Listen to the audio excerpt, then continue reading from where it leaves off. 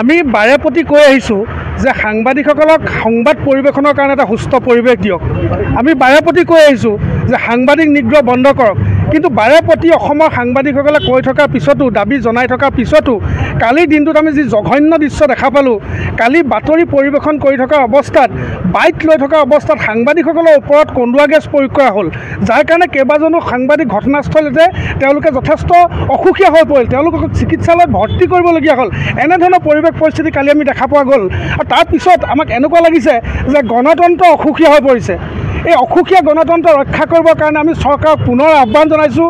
আমি পুনৰ কৈছোঁ যে সাংবাদিকতা কৰিবৰ বাবে অসম চৰকাৰে আমাক এটা সুস্থ পৰিৱেশ দিয়ক, সাংবাদিক নিগ্ৰহ বন্ধ কৰক, আৰু কালি যিটো দৰে ঘটনা সংঘটিত হৈছে সেই ঘটনা যাতে পুনৰাবৃত্তি নহয় তাৰ কাৰণে আমি অসম চৰকাৰক কঠোৰভাৱে সকিয়নি দিছোঁ। ঠিক অসম আৰক্ষীক আমি হাই ধ্বনি দিছোঁ। আৰু আজি অসমৰ সমগ্ৰ ৰাজ্যৰ লগতে অসমৰ বিভিন্ন সংবাদ সংস্থা, অসমৰ বিভিন্ন জাতীয় সংগঠন, অসমৰ বিভিন্ন প্ৰেছ ক্লাবে যেনেধৰণে আজি কালি ঘটনাটোলৈ প্ৰতিবাদ সাব্যস্ত কৰিছে, ঠিক তেনেধৰণে আজি আমি যোৰহাট প্ৰেছ ক্লাবেও ক'লা ড্ৰেছ পৰিধান কৰি আমি মৌনভাৱে আজি কালি এই ঘটনাটোত তীব্ৰ প্ৰতিবাদ এই মুহূৰ্তত সাব্যস্ত কৰিছোঁ।